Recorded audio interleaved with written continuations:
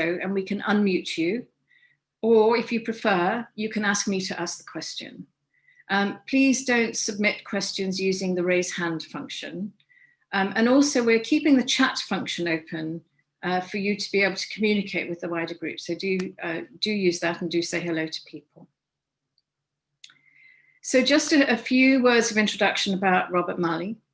He served in the Obama administration as Special Assistant to the President, Senior Advisor to the President for the Counter-ISIL campaign and White House Coordinator for the Middle East, North Africa, and the Gulf region. Previously, Rob also served as Special Assistant to President Clinton for Arab-Israeli Affairs and Director for Near East and South Asian Affairs at the National Security Council. He also has a long-standing history at International Crisis Group. He's been Program Director for Middle East and North Africa at Crisis Group, leading the organization's research, analysis, policy, prescription, and advocacy in and about the Middle East and North African region. And then after his time in the Obama administration, he became first Vice President for policy, and then since January 2018, President and CEO. The graduate of Yale, Harvard Law School, and Oxford University, and is widely published. So as you say, Rob, in this year's publication, there are many contenders for the 2021 ugly contest of conflicts around the world. So perhaps you could start with giving us a summary of the report, and then we can go on to look at them in more detail in the discussion. Over to you, Rob. Well, first, thanks, Patricia, for having me. As you said, it's an annual event. Unfortunately, this year, not in person, but next year, one hopes. It's always hard to summarize a list of 10, and as I've discussed with you in prior years, it's always a little bit arbitrary. We try to pick 10 conflicts that are either the most deadly, or those that have the greatest geopolitical implications, or those that have an opportunity for resolution, or perhaps one that is not well covered, and we thought it's our duty sort of to put it on people's screens. So I think we'll talk about specifics, and people could look at the list that we chose, and we'll debate why they're in and why others are not. But I just want to sort of quickly say what we saw as major trends this year, and there are four, and I detailed them in the introduction. First, and the reason why I'm here and you're there and we're not together, is COVID and the impact that it has had on conflict. And in particular, our focus is going to be on the impact that the economic consequences of the health crisis, the long-term economic consequences, are going to have in exacerbating conflict and making it harder to resolve conflict. Second is the long-term effect. Again, a new entry. For the first time, we have a transnational risk, climate change. I'm sure we'll talk about it, but that's something that's going to overshadow a number of the conflicts that we are watching. The third, evidently, is the transition in the U.S. from President Trump to President Biden, and what that means for the conflict landscape, especially given the character of President Trump. And finally, a trend that we have noticed, but again, one could look at it throughout many years, which is a tendency to opt for military solutions. And what does that mean to an organization like ours, to people who believe in diplomacy, who believe in negotiated solutions, when you see, whether it's in Ethiopia or Nagorno-Karabakh, that some governments decide that enough is enough, they want to take matters in their own hands, and believe that they may have settled for an outcome, reached an outcome that could be sustainable for some time. Oh, sorry, Rob. I thought you were going to go on to talk about some of the specific areas. So I can, but I'll leave it to you to guide me through which areas you want me to talk, because I could take the full hour just by doing that. I know. So I mean, it's very interesting that you've looked at the issues of COVID-19 and climate as big thematic issues. But one of the big thematic issues you've also looked at are the legacies. And in fact, if we look at the actual sort of hot conflicts, if you like, that you've identified in the report in Afghanistan, Ethiopia, in the Sahel, more generally, Venezuela, Libya, Somalia, Yemen, and then the whole issue around Iran, and then Syria with Turkey and Russia.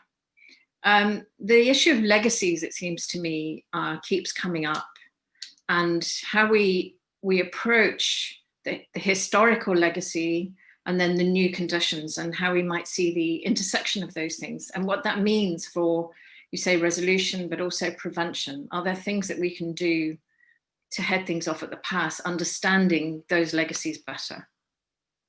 So first, the comment may not be a direct response to your question, but I think what's striking is we went through the list and you mentioned them. I could quickly mention them now, but of the 10, I believe 6 were on the list last year. Yeah. That's not a sign of success. That's a sign that these are conflicts that are enduring, that have deeper roots, that either there's no real effort to try to resolve them, or the efforts have failed. And that's Afghanistan, that's Yemen, that's Libya, that's Ethiopia, Venezuela, Iran. I think those were the ones, and maybe others. I think I got the list. But those are conflicts that obviously have deeper roots, and that have been impervious so far to efforts at resolution. And in those cases where there's been a military attempt at resolution, as in Ethiopia, I think our argument would be that is not going to be a sustainable solution unless and until there is a political effort that is associated with it. So I think there's not only the legacy, as you say, but the legacy meaning the accumulated frustrations, accumulated conflicts, community conflicts, political or geopolitical conflicts. But when you add to that the changes in the world order, which is something again that you and I have discussed over the years, a more fragmented and more polarized world, not necessarily worse than the past, it's just different, more polarized, more fragmented, where regional actors are trying to advance their interests at a time when they're not sure where the world order is going to go. Is the U.S. going to be as dominant? The answer is no. Is China going to rise? The answer is yes. What role will Russia play? And in that flux, what do countries do to advance their interests and to protect themselves at a time of uncertainty? And that has made some of these conflicts harder to resolve. Libya obviously comes to mind, but the Horn of Africa, where we've seen a lot of outside interference, the conflict between Iran and the US, where it's not just Iran and the US, it's the Gulf countries, it's Israel. And so I think when you put together the accumulated legacy of the past, and on top of it, you superimpose the uncertainty of this new world order, and on top of it, the impact of COVID-19, which, again, not to get into too much detail, the impact it's had is not just the health impact, which has been dramatic, the economic impact, which has been dramatic as well, but all of that accumulated is going to mean there's going to be less attention paid to conflict resolution, less of an ability to engage in diplomatic missions and mediation, both because of the other priorities, but also because of the restrictions on travel. And so if you add that to everything we've seen before, and the uncertainty and the transition in the US, it means that conflicts that have been here for a long time are likely to fester unless, and that's where an organization like ours and yours come in, unless people can be mobilized with better ideas and more resources and energy to try to tackle them. Mm. And one of the big lessons, obviously, from the last 12 months is, being prepared for the unexpected, right? In terms of, yes, we knew there could be a pandemic anytime. Yes, we thought that was probably going to be major influenza like it was 100 years ago. It turned out to be a coronavirus, but any pandemic like that, we would have seen a lot of death. We would have seen a lot of major restrictions in the way that we are. What we perhaps didn't expect to see is how poorly many of the developed countries were at being able to respond. And that's been a big wake-up call. So one of the things that's going on in many of our discussions around the world is about, preparedness and resilience. Now we have identified in this report is climate change. And it's really great to see that climate change is being woven into our thinking about what the impacts will be on conflict, but also how to prepare. We know what's coming to a large degree. We've got all sorts of predictions. So how does knowing what's coming down the track affect things? Can we do better than we have with COVID-19? Can we help prepare the countries that are most vulnerable to climate change? Can we help prepare them in a different way to the way that we have been? Can we use this as an opportunity, this particular crisis that we're in now? So your question inspires a lot of answers. The first point I'd make is we're not very good, and by we I mean governments, are not particularly good at long-term planning for an obvious reason. And having served in government, it's so striking, is that there's always an inbox of urgent issues. There's always the politics and the of addressing those issues because you have to think of the next election.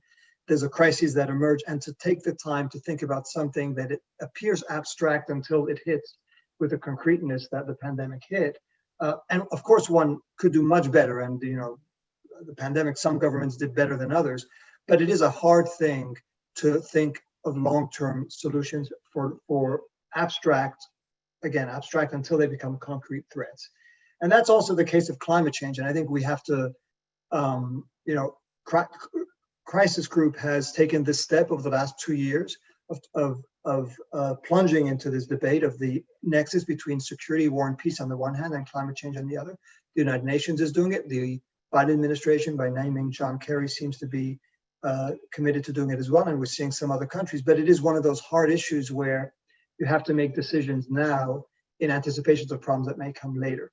Now, for us at Crisis Group, it's not so much, we're not a climate change organization. We are not going to come up with recommendations about how to tackle climate change at all. That's not our expertise. What we can do is look on the day-to-day basis on what the impact is of fluctuating weather patterns on the politics of specific countries, those that we're involved in. And we've seen it already, whether it's in Nigeria, the conflict between farmers and herders, whether it's in the Sahel, whether it's the Nile and the conflict over the Great Renaissance Dam that Ethiopia is building. All of these have a direct link to water scarcity, to different distribution availability of resources, to fluctuation in weather patterns, and what that means for governments, for non-state actors, for civil society, for communities that are involved in resource allocation, resource distribution, or competition for scarce resources. And what we have seen at Crisis Group is that the same weather pattern, and we've written about this now at some length, the same weather pattern in location A and location B can have very different conflict impact depending on how governments and non-state parties address community grievances, how inclusive they are, how much mediation, and how much effort has gone towards fair distribution and allocation of resources. And that's where we come in, which is to take the weather, the climate data, and to superimpose it on the conflict situation that we deal with, and try to come up with good ideas for those who are going to have to deal with the political impact of climate change. And some way, you don't even have to be we happen to believe very much in the science of climate change, but even if you don't believe in it, it is clear that there's some places in the world that are suffering because of the impact of changes in the weather patterns. And the politics are what is going to make a difference as to whether that turns into a conflict or whether it can be peacefully addressed, whether resource competition will be managed by governments and other parties, or whether they will be mismanaged and lead to more conflict. Thanks a lot, Rob. And I think that, one of the big issues that we've also seen is the impact of climate stresses and conflict stresses on migration and human migration. And this is something I think that is going to have a lot of future impact unless we, again, address these big problems early on and think about them in a way that has as its focus the prevention of the very worst of these effects and preparedness. So a large part of it is really about, as you say, it's about governance. It's about the way things are managed, but it's also about making sure that we understand what's coming at us. And this can get quite overwhelming, I think. As you know, there's been quite a lot of debate in this country, and I'm sure in many other countries, about the amount of overseas aid that we give in order to help prevent some of the worst of these problems. Can you say something about that and the impact of overseas aid in preventing conflict and helping resolve conflict and helping create a more sustainable situation for everybody, and the sustainable development goals, in the UN sustainable development goals, and where we are with those? That would be really helpful. I'll keep it at a sort of general level, because again, I know that we have to get into some specifics, but listen, and this ties into everything we've been talking about, which is long-term efforts, the need for prevention as opposed to simply coming in and cleaning up after the conflict has erupted, and the impact that COVID-19 is going to have on the economies and on the resources that are going to be available, whether it's for the SDGs or for any effort at development at a time when governments, particularly Western governments that have been providing some of this support, are going to be very much inward looking. Economic crisis of probably unprecedented since at least the Second World War, some would say since the Great Depression. And that automatically translates into a dearth of resources and in a feeling among politicians, an understandable one, however, sometimes it may be regrettable, that they need to address concerns at home before they can invest in development assistance abroad. Even an issue like sharing the vaccine with developing nations, which is so crucial. So, the argument that we will make, that others will make, is that if you don't deal with these issues now, if you don't show support, economic support, again, today, the urgency of providing support for countries in the developing world that have to deal with the long-term impact of COVID or with the long-term impact of climate change and other issues, to make the case that it's going to be much more costly for them if they don't deal with it. And you mentioned migration. One could mention just instability, chaos, violence that could emerge if not enough attention is paid to the problems that are emerging today. So it's an uphill battle, always the battle for resources. But hopefully the case, one could look at the silver lining of the pandemic. If ever there was a case where you could see that dealing with a problem, that problems abroad are problems at home, that a pandemic cannot be addressed, it's either addressed everywhere or it's basically addressed nowhere, because our lifestyles cannot come back to normal until the pandemic is basically addressed globally. That hopefully will serve as one lesson for those who are dealing with any other transnational threat, that just looking at home, just thinking about how to deal with it in your own country is not going to resolve the matter. That too is going to be a real tug of war, because one of the themes that we've been covering for the past year since COVID emerged is that there really is a tug of war of two narratives. There's one narrative, which is the one that I just presented, which is in the face of a transnational threat. It's a powerful reminder of the need to pool resources, to pool science, to take care of what's happening on the other side of the border, because if you don't, it's going to come back and haunt you. But there's a counter narrative, which is a narrative of more populist forces throughout Europe, throughout the US and elsewhere, which says, no, what the pandemic proves to us is that the outside is a threat. The outside world is a threat, and that we need to protect our own supply chains. We need to hoard vaccines for us. We need to build walls to protect from that virus. And the tug of war of that narrative, and both have real resonance. I think we can't underestimate the resonance of what I would call the counter narrative, the more inward-looking, the more populist narrative, is one that has real legs, that has real resonance, because it can, for many people, it makes perfect sense. Yes, and before I go out then to the questions from some of our audience, I'm just taken with, this issue of the United States. So we're about to see a transfer of power now back to a democratic administration with a Senate that will be able to pass legislation, at least in part, when it's not required to have a 2/3 majority.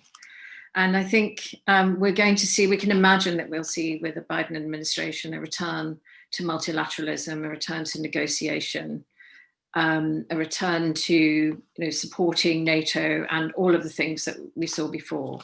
It won't be easy, though. There's been a lot of undoing of that agenda. But you also mentioned that the US's power is waning, not only to do with what has happened over the last few years, but also to do with just general change in relative power in the world. And China's power, China's economic power, China's military power, and China's diplomatic power is also increasing. So how do you see this start to play as the US sort of slots itself back into our multilateral institutions with more enthusiasm than it had in the last few years, and China's new rise on the world stage, particularly given China's very strong views on its economy, on managing worldwide resources, and also it's moving away from the universal values of human rights? So I think, I mean, you had the three dimensions, I think, absolutely right in terms of the transition in the US and the role and the burden that President Biden is going to carry. There's the sort of, I would call it the easy bar to overcome, which is to do better than President Trump when it comes to multilateralism, to caring about conflict, to working with others, to restoring alliances, to believing in diplomacy, getting back into the Paris Climate Accord, coming back into the Iran nuclear deal, back into the WHO. I mean, there's that easy bar, and in some ways, President Trump has done his successor an inadvertent favor by setting expectations so low that it won't take that much, I think, for President-elect Biden, soon to be President Biden, to show that a page has been turned. Then there's a harder issue, which is, again, you mentioned it, which is everything President Trump will not be erased on day one, and some of it may not be erased for a while. I mean, some of the damage that was done will be long lasting, and it's going to be hard to undo what he did. But there's also a damage that is more amorphous in a way, which is the loss of trust in the reliability of the U.S. And I don't want to paint a rosy picture. The U.S. has been has had plenty of times in its history, even recent history, where it's played a negative role pre-Trump. And I think there are many countries around the world, many people around the world who don't look at the U.S. as a benefactor. So what I'm saying now is not to paint a picture of sort of the rosy past, and then we had the dark ages with President Trump. But I am making the case that if you're sitting at the negotiating table with the U.S. tomorrow under President Biden, whether you're Iran or North Korea or anyone else, and you think that the staying power of whatever promise, the shelf life of any promise, is now going to be maybe 4 years, at most 8, because the next president could come in, and given the turbulence of the U.S., could be a president who'll tear up anything that had been agreed previously.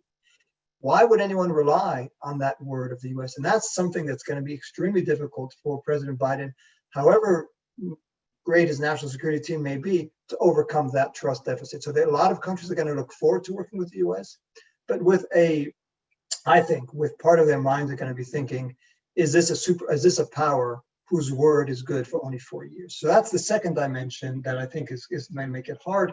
And the third that's going to make it even harder is, again, what you alluded to, which is the world is not what it used to be. And the US doesn't have the predominance that it once had, what a French foreign minister once called the US hyperpower.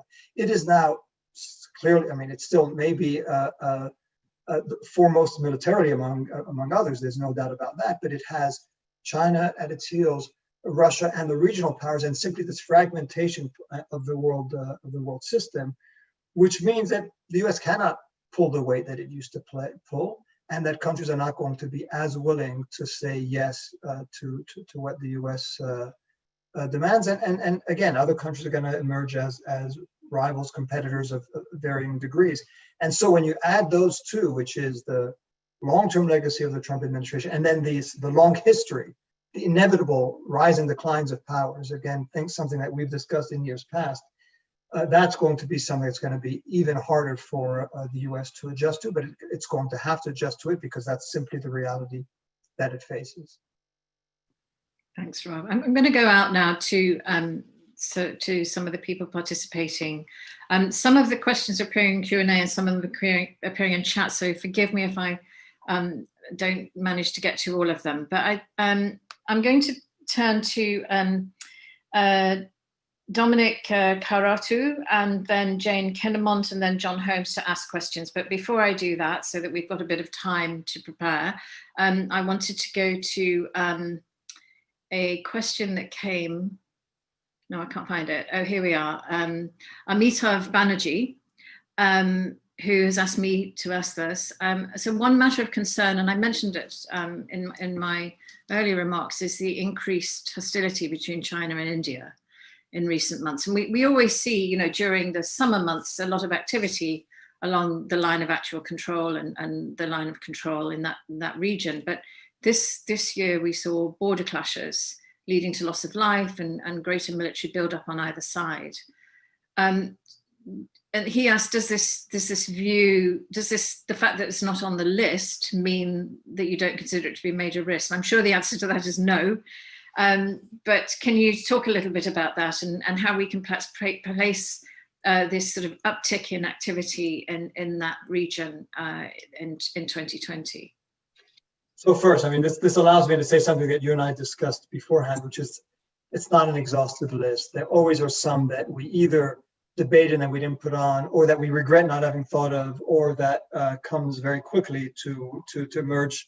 And there's an obvious case, which is what's happening in the US, which I wish we had put on the list. I must admit, we thought hard about China in terms of China's, not just China and India, but sort of China's role more broadly vis-a-vis the US, vis-a-vis Europe, tensions in Hong Kong, Taiwan, within China, the South China Sea. And forgive me, there's a dog barking in the background if you hear it. I apologize for that. And India, but there is sort of a China and the China question, which is quite significant. So it doesn't mean that we do believe that it is something that we need to follow. I would say two things. First, I think you all are aware of the fact, and I should have mentioned it, we just crossed the 2-year milestone of our colleague, Michael Kovrig, who is being detained arbitrarily, unjustly in China. That has obviously had, and now it's had a real impact on our ability to do work. Could you hold on 1 second? I'm going to make sure that the dog is away. I think the dog is very upset by what Rob is saying, quite rightly so. Just give him a minute to come back. Great, thanks, Rob. Sorry. So Michael has been detained now for 2 years. That has made real restrictions on our ability to do the kind of work on China that we want to do. We're fighting for his release. We'll do everything for him to be released, and we thank everyone who has invested their time and resources to see that day comes as soon as possible. We are going to try to work on China's foreign policy nonetheless, but that is one of the reasons, perhaps, I think I have to mention as to why China has not gotten the kind of attention, it will, but has not gotten the kind of attention that it deserves. But on the substance of the question, I think that's absolutely correct, that China that there is an issue that has to be dealt with. I mean, regardless of the changes between President Trump and President Biden, there's now a consensus in the American foreign policy establishment, rightly or wrongly, that China has to be dealt with more forcefully. I think we're seeing that same debate in Europe and in the region. Again, I mentioned the list of places that are hotspots that people have to obviously look at, and I think what we're going to see is a mix, certainly coming from the US, I think from Europe as well, a mix of trying to work with China on issues of common concern, but again, there'll be numerous issues of rivalry, and the place and how China sort of conducts its policy in its own region is going to be one of those factors of tension. Thanks. And Dominic, I wonder if I can bring you in, because you mentioned the India-China issues, but you're also talking about Taiwan, South China Sea. Do you want to take this conversation on? Yeah, thank you very much. Apologies that you really answered a lot of it. My initial comment was that I was surprised to see neither Taiwan, South China Sea, or the Karakoram Pass being included in the report, which effectively you just answered. So given that you've just said that, let's just develop that. If you're looking at 10 conflicts to watch in 2011, I would have thought that conflicts, particularly at say Karakoram Pass and potentially, but hopefully not Taiwan this year, are ones that we should be looking for. I get climate change is everybody's flavor of the day, but it's not going to be a conflict that's going to escalate this year. It's a long run endemic problem, and it may trigger some conflicts. But certainly I'd be much more watching the South China Sea, particularly Taiwan, and I'd be particularly concerned at the moment about the Karakoram Pass. Do you want to comment on that, please, Robert?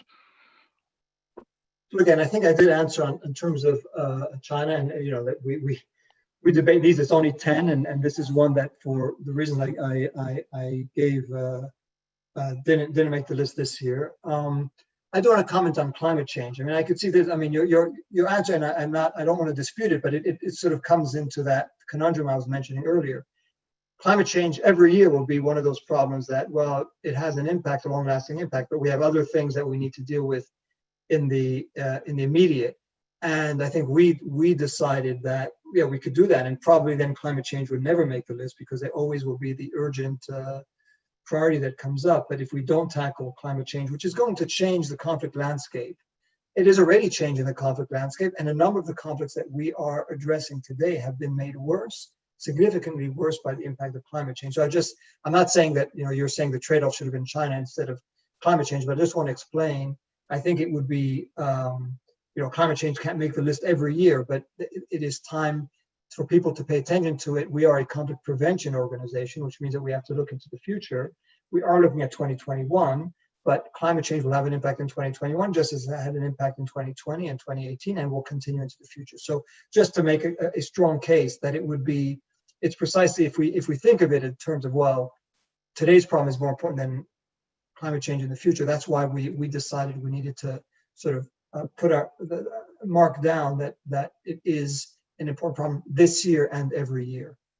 But on China, I think you make a fair point, and we are committed to working on China and all these issues. Again, we have a whole years of our work goes on well beyond the 10 conflicts to watch.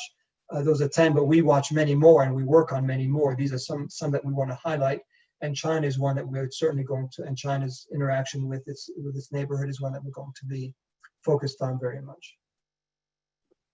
Thanks, Rob. I'm going to turn to two people now because their questions, I think, are connected. One is Jane Kinnemont and the other is Frank Gardner. So if we could turn to Jane first and then Frank, please.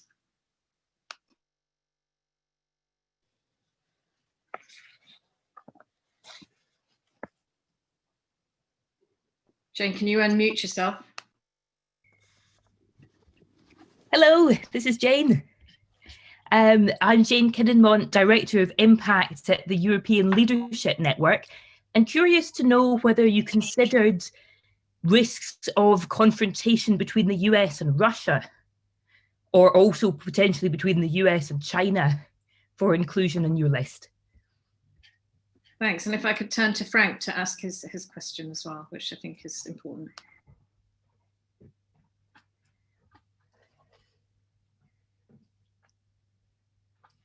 Frank, can you unmute?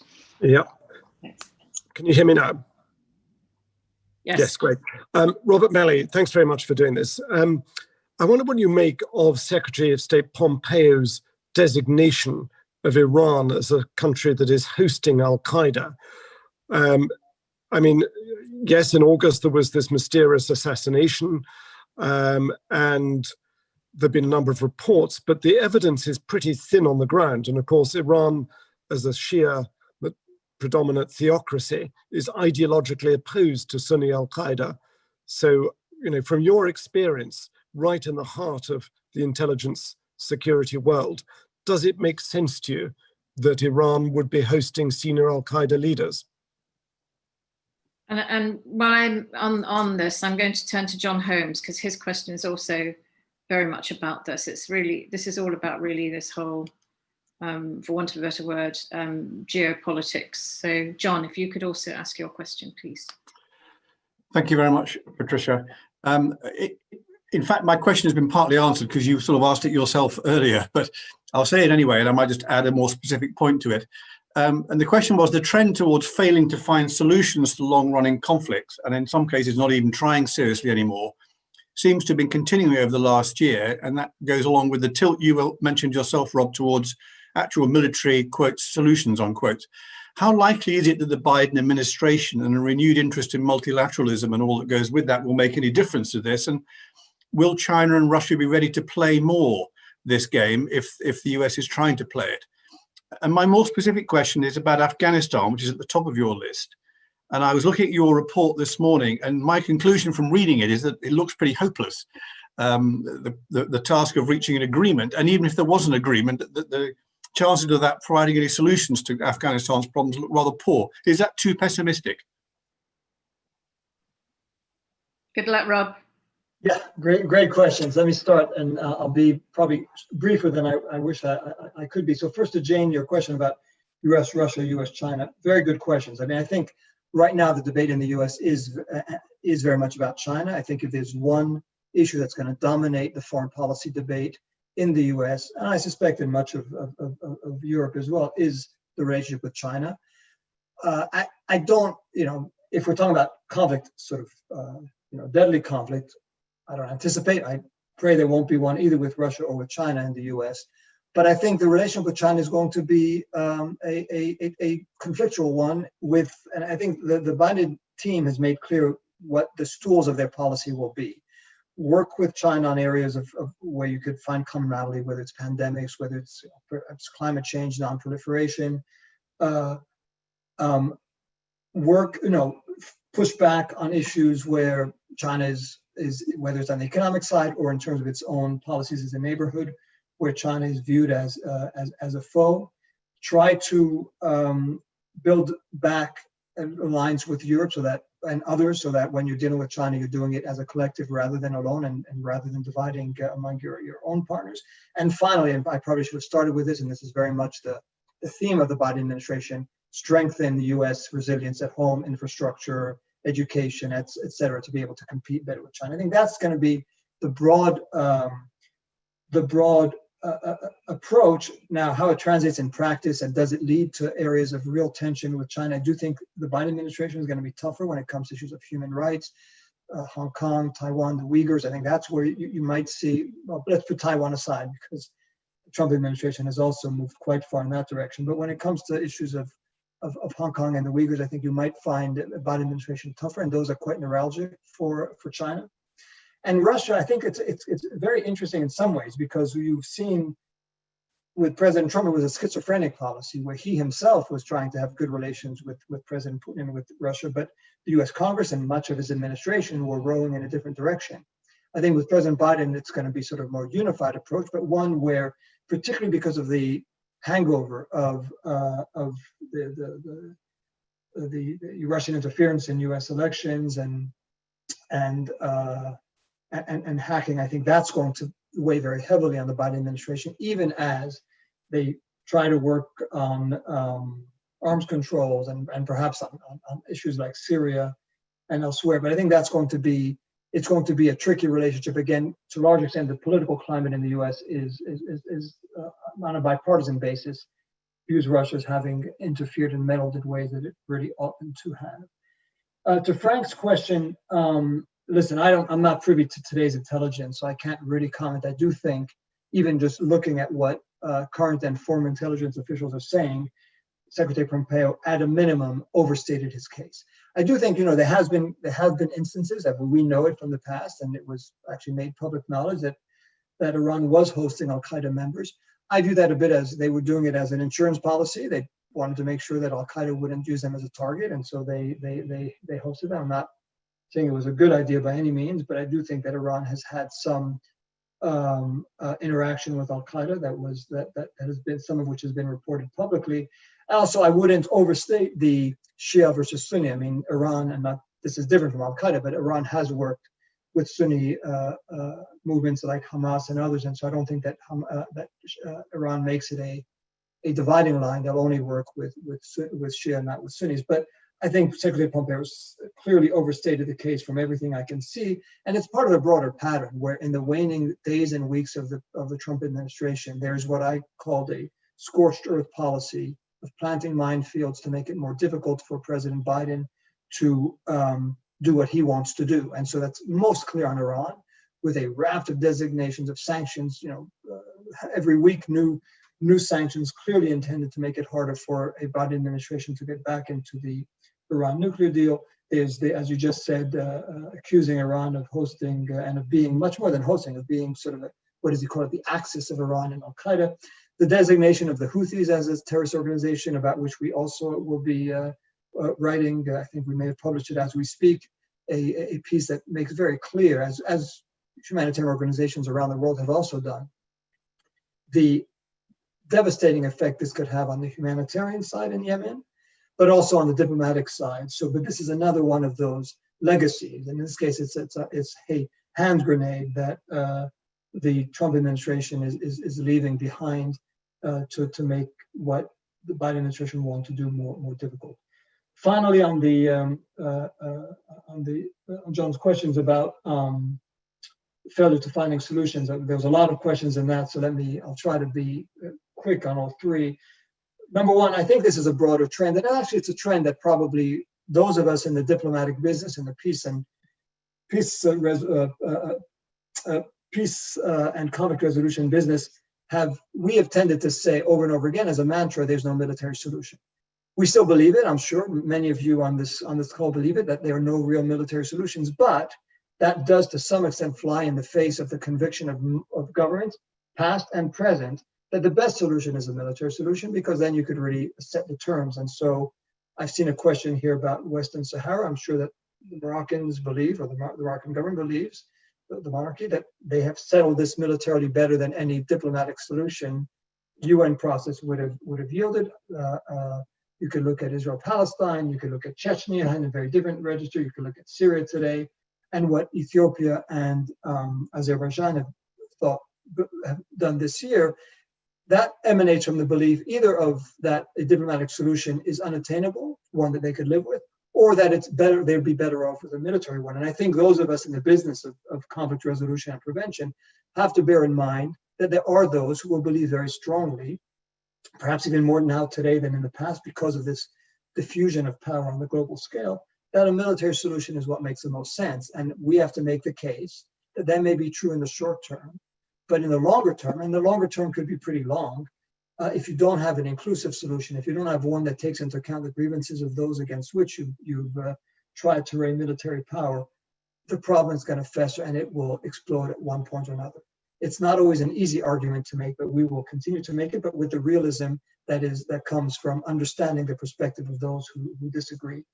I do think a President Biden will try to intensify diplomatic efforts, may try to work more with other P5 members in the Security Council, China and Russia, but that crisis or that dysfunctionality of the Security Council is not simply a Trump legacy. It came before. I mean, deep divisions when it came to Syria originated with Libya, then Syria. So I don't think we could expect the Security Council and the great powers to be able to work together on all these conflicts. One would hope that they'd be able to work constructively on some of the conflicts in which they don't see that their equities are as directly at stake. Finally, on Afghanistan, I don't think we were intended to write this as a piece of hopelessness. I think what we tried to do is identify the very real dilemmas that the Biden administration is going to face. And first of all, the getting an agreement between the Taliban and the Afghan government is going to be enormously difficult because they have very different interests and very different visions. And Afghan civil society has a very different vision as well.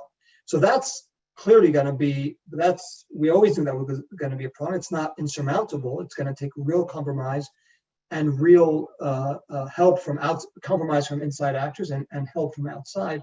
I think the dilemma for the Biden administration, which is what a lot of what we wrote today, is that, in terms of the US role in Afghanistan, it's going to be very difficult to balance between the commitment that was made in the agreement with the Taliban that all US troops would be out by May, the impact that might have, since it's very unlikely, I'd say impossible, that the deal will be struck by then. So what impact will that have in empowering the Taliban and giving them the sense that they are in a position to simply win militarily?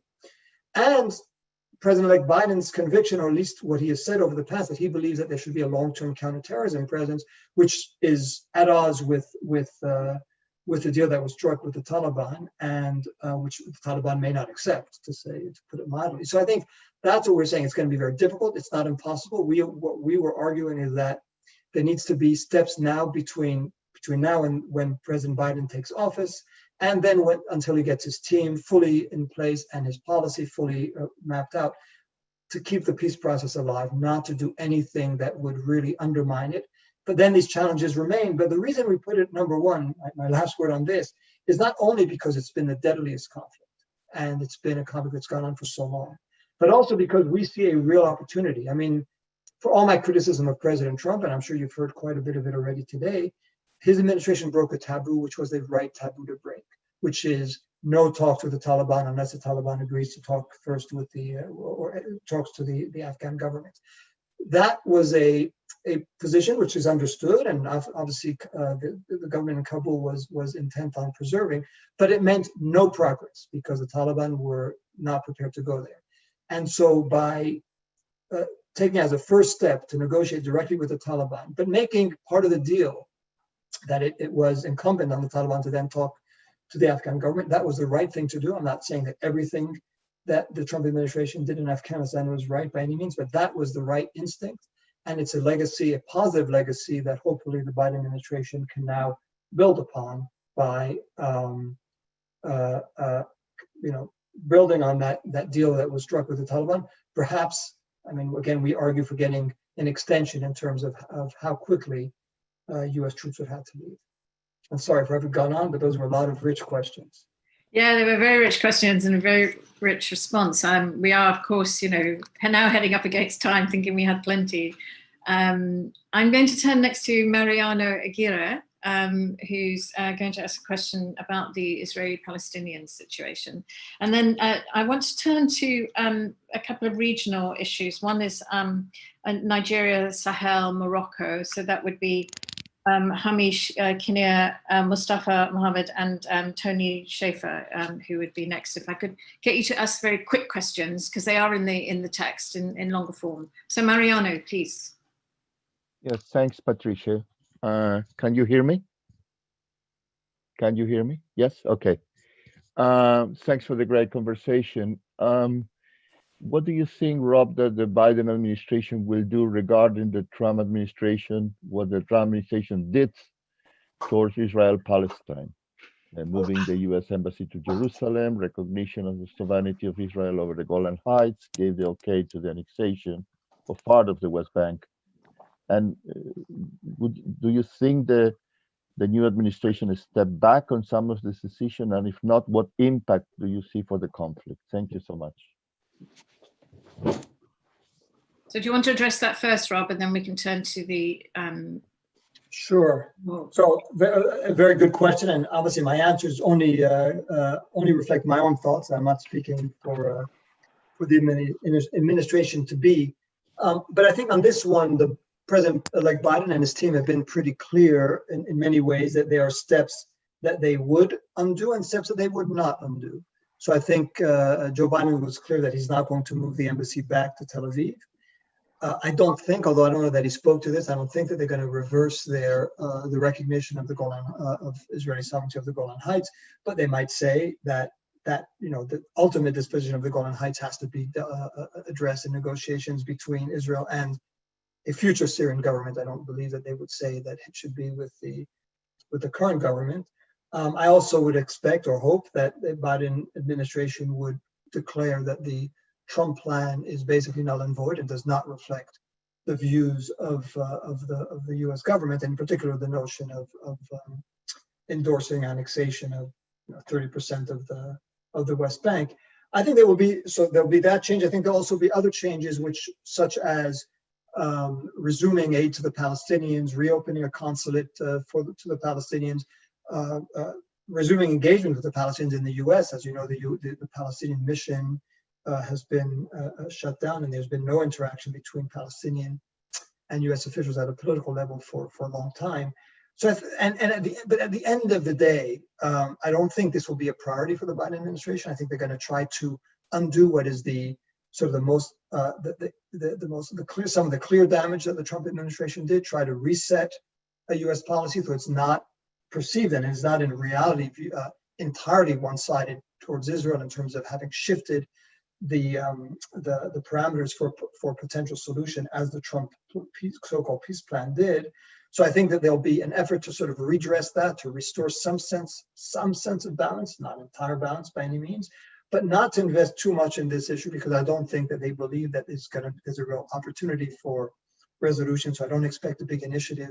On the issue of normalization between Arab states, UAE, Bahrain, Sudan, and Morocco, and Israel, that's something that U.S. administrations on a bipartisan basis have advocated for a long, long time. So I don't think you're going to see a reversal of that.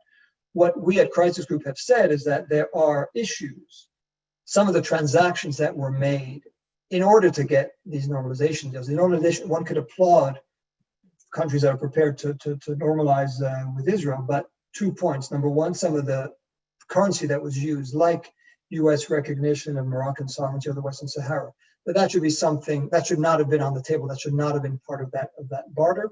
Don't know how the Biden administration will deal with it, but at least, again, what we would say at Crisis Group, that at least for the Biden administration to reiterate support for the UN process and for the reality that ultimately any solution is going to have to be accepted by Morocco and by the people of the Western Sahara. And some of the arms deals that were made, again, they should be looked at just in terms of fueling an arms race in the region. And that would be, in our view, sort of a smart thing to do. So that's in terms of what not to do, is not to have these transactional arrangements that are costly. But although what should be done is these should be linked to progress on the Israeli-Palestinian front, and that has been completely absent. I mean, other than the UAE obtaining a sort of pause on annexation, there's been no correlation between any of these normalization deals and progress on the Israeli-Palestinian front.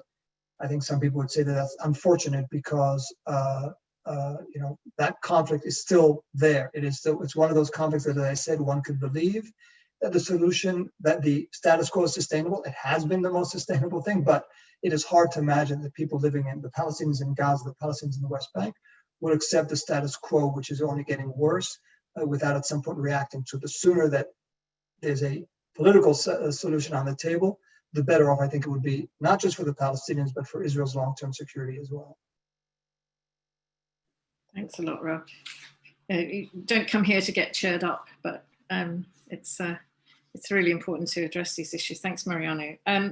I just, now I'm going to turn to Mustafa and Hamish and Tony or Hamish, sorry, and Tony to just address their points very quickly. Mustafa, I know you had a number of questions about Nigeria, but if you could just distill it down to one quick question, that'd be really helpful. Thank you. Good evening. Thank you for having me. You mentioned that the effects of climate change on the herder farmer crisis, and we know that most of the carbon emissions, they come from developed countries. Do you think it's enough for the developed countries to just cut down their emissions, or do you think they need to be doing more to address some of the crises that have been caused by these emissions in Nigeria and Africa in large? Thank you. Thanks, Mustafa. Hamish, do you want to go next? Yep, sure. Robert, you actually already touched on Western Sahara, but I guess maybe just a few more of your thoughts on whether the Biden administration is going to backtrack on Trump's decision, and what the prospects are for a peaceful solution are there now, given that there's a divergence between Morocco's key allies of the US and in Europe as well. And Tony. Yes, thank you. The conflict, or rather multiplicity of conflicts in the Western Sahel seem to be getting worse. And they are addressed by the external interveners, by the international community, as problems of security and insecurity and underdevelopment. But the underlying problems are problems of governance. So my question is, can external powers and interveners do anything to promote better governance without being accused of neo-colonial or neo-imperial designs? Again, a great series of questions for which I wish I had more time. First, to Mustafa's question, I mean, first of all, we have put a lot of emphasis on the herder farmer conflict, which has caused more deaths even than, at least in recent times, than the fight against jihadists or Boko Haram. And it is so. And then you ask the question: is it enough to cut carbon emissions? The answer is obviously no. And again, our effort at Crisis Group is not focused on how to address the climate change itself, but the impact of climate change, and in this case, making the herder farmer conflict ever more intense and acute. And one point that a colleague of mine, Tariq Ghani, who runs our Future of Conflict program, and in that respect also runs our climate change project, what we what we've emphasized is in some ways developing countries like Nigeria, but not just Nigeria, are paying the doubly the price of the excess use of carbons by the West, which is, number one, they're suffering the impact of climate change, and now they're being told, you know, you have to cut your emissions, even if that means, even if there's an economic cost. Our view is, yes, there should be a cut in emissions, but that's not what we advocate. That's what others will advocate. But our point is, A, there needs to be political solutions to the problems that are being exacerbated by climate change. And we have proposed a number of solutions or steps that could be taken to mitigate the herder-farmer conflict, but also that developed nations need to do more to help developing nations that are confronting the impact of climate change from a resource standpoint. And we've had some recommendations in that regard.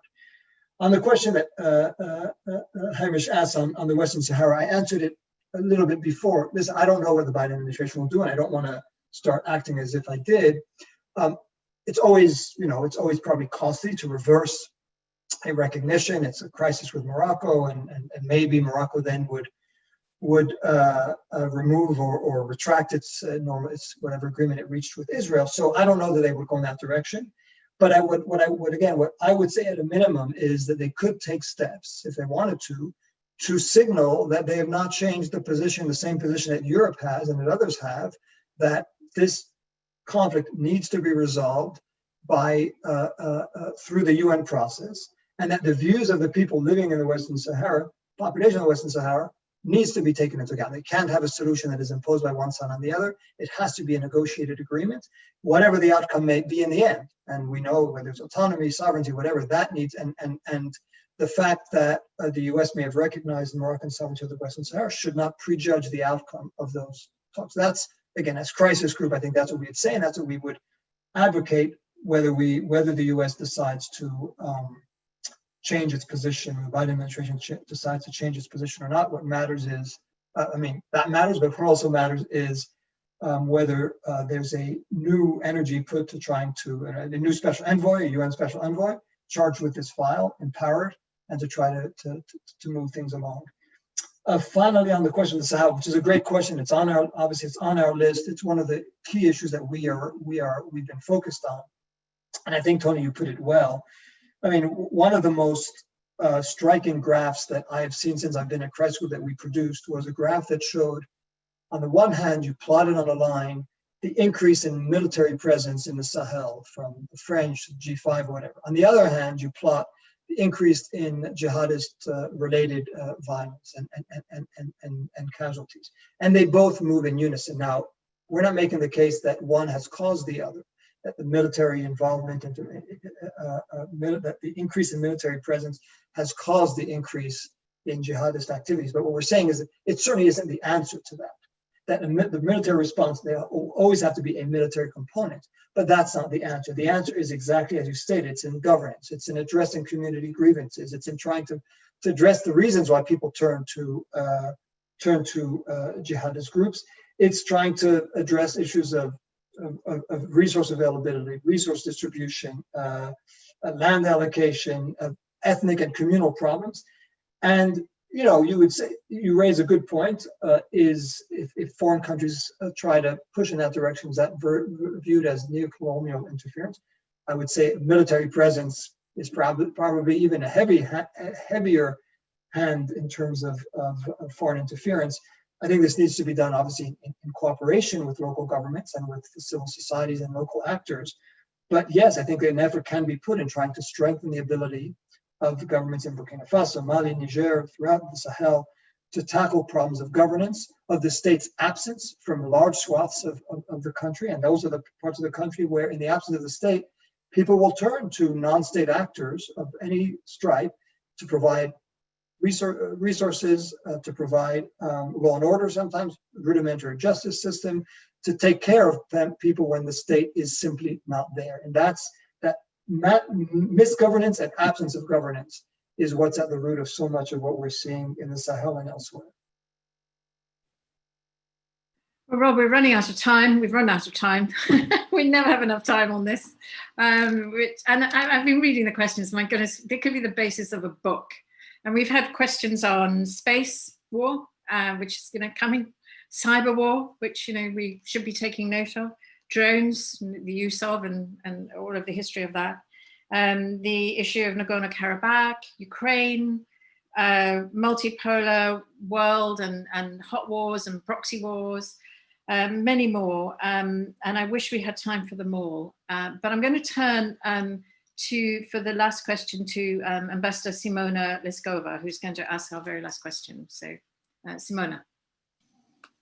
Thank you very much, Patricia. It's been really a privilege to be the last one.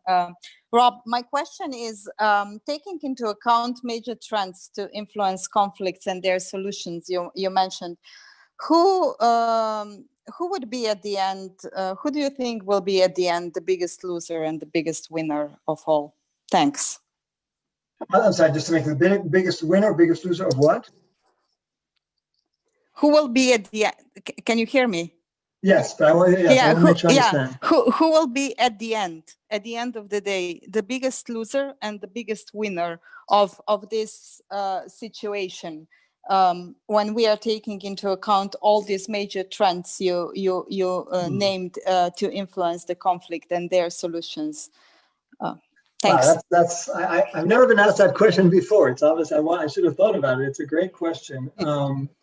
First of all, I don't really think in those terms. I'm not sure that there'll be a winner or loser. I think that there are many losers today already. The civilians who are suffering from the impact of conflict, they're losers in terms of the relative distribution of power around the globe. I think we are. I'll end with this, which is probably a non-answer to a good question.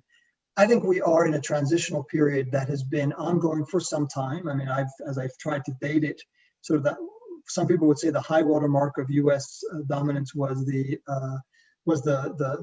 first Gulf War, and that the second Gulf War is the obvious instance of overreach and doesn't start then, but then there's an accelerated pattern of the U.S. losing some of its muscle and some of its influence, and as I said, having overreached.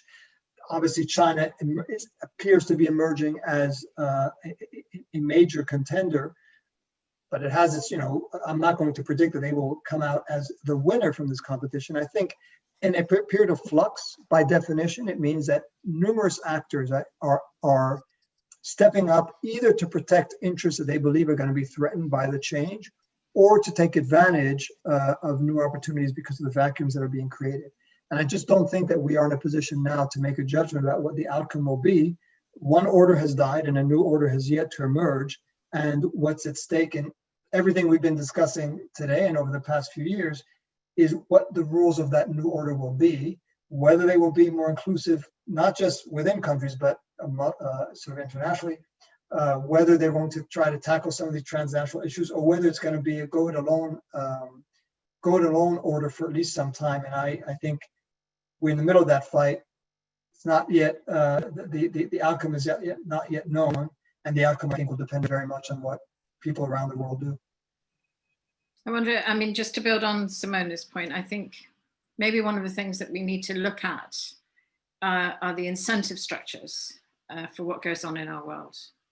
If we look at leadership during this COVID time, we see that some of our leaders have come out very well in terms of they clearly have been thinking about these things. They've prioritized society, human beings, health services, and others have prioritized other things that may be more about making money, not caring too much about the poorer people and so on. And how do we change the incentives to start shifting this? And if COVID-19 can be used for anything, if we could think about changing that incentive structure for more long-term planning, for more consideration of societal needs as a win, as opposed to something that people at the moment, I think, when they go into politics quite often or go into leadership roles, often don't take that into account.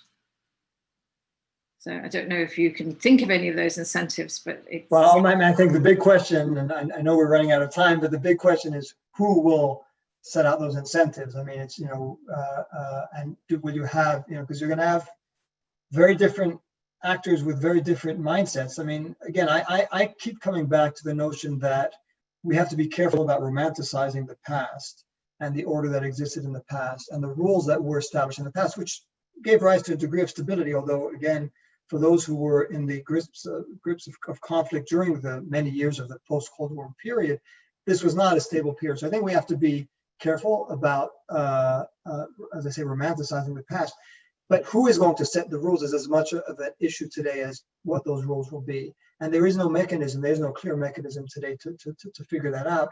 I think we're in a period now where we're going to see sort of many sort of subsets of nations that are going to set up their rules for themselves. I think we saw that already when the US withdrew from the Iran nuclear deal, from the Paris Climate Accords or others. You saw groups of countries from the TPP, groups of countries come together without and sometimes against the US and establish their own rules. And we may see more of that, which is not internationally accepted orders and systems, but sort of an a la carte in which groups of nations come together to establish rules for themselves. And I would have loved to come into the issues of cybersecurity and drones and artificial intelligence, because that's also something that Crisis Group is now going to be looking at. It's changing the nature of war. It's changing how easy it is sometimes to agree to start a war. It's changing how wars are conducted, prosecuted, and how they end. And are there going to be rules governing cybersecurity? Are there going to be rules governing the use of artificial intelligence in warfare? The answer in the short term is probably not. And that's where you might see countries coming together, trying to establish rules for themselves and trying to encourage others to adhere to them. Not to mention the role of social media and social media platforms. So there's a whole range of issues, and that's why we've called it the Future of Conflict program, because there's a whole range of issues right now that are at our doorstep, and sometimes they're in our homes already and we don't notice it, that are going to profoundly affect. And drones is the best example. Drones has made it, in some ways, it's a quote unquote good invention, because you don't need land interventions, but it means that the cost of war for those who want to wage it is much lower. And, so they could do without knowing that you're in fact killing civilians, because those who are prosecuting those wars don't have to incur the downside. So that's just one example of how the whole nature, the whole physiognomy of war is changing before our very eyes. And we have to be careful not to let the new realities set the rules rather than decision makers do it.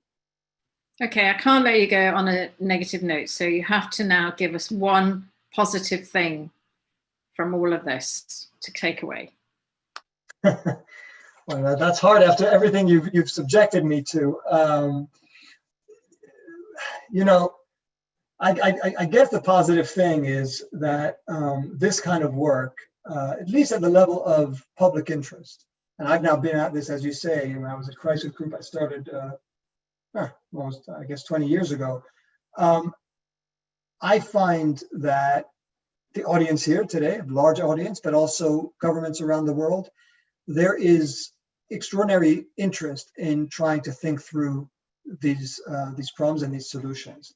And as long as there's that, as long as there's an effort, as long as there's an audience, or as long as there's a receptive audience to try to think of ideas other than purely military solutions, it means that there's still hope that there'll be enough of a mobilization of momentum for that kind of thinking, that we will be able to do our work successfully and see peaceful resolutions and negotiated outcomes to conflicts, as we said, some of which have been with us for decades. So I don't want to sound overly optimistic, but I do think that I'm always feel energized by the fact that there is widespread interest by people like you, all of you here, but also by a number of governments in trying to find a way forward that does not revolve around military solutions. Rob, thank you so much. Thank you for a positive note. Thank you for taking the time. I'm sorry we went over everybody, but I think it was well worth the extra 10 minutes. And I appreciate everybody's comments. I wish we could have got to everybody's questions, but they're all in there. Just thank you for all the work that you do in International Crisis Group, Rob, and for producing this every year, because I know it's not easy. Thank you. with that, normally we would clap, and I guess that would sound really weird, so we won't do that, but we can. Next year in person. Next year in person in London. Thank you so much. Thanks, Bye-bye. everybody. Bye-bye.